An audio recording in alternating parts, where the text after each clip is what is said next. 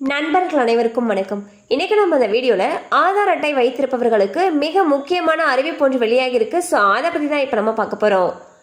இந்தியாவில் உள்ள ஒவ்வொரு குடிமகனுக்கும் ஆதார் கார்டு என்பது மிக முக்கியமான அடையாள ஆவணமாக உள்ளது. இன்னும் சொல்ல போனால் ஆதார் கார்டு இல்லாமல் இன்று எதுவுமே இல்லை என்ற சூழல் உருவாகிவிட்டது.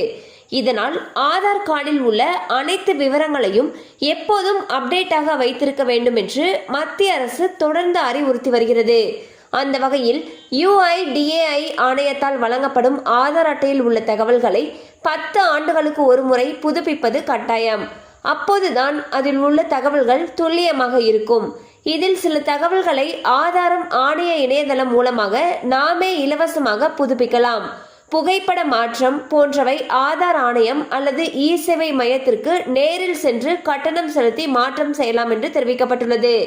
ஸோ பார்த்தீங்கன்னா ஆதார் கார்டு வச்சிருக்கக்கூடிய ஒவ்வொருத்தருமே அவங்களுடைய ஆதார் கார்டை 10 ஆண்டுகளுக்கு ஒரு முறை புதுப்பிக்கணும்னு சொல்லியிருக்காங்க.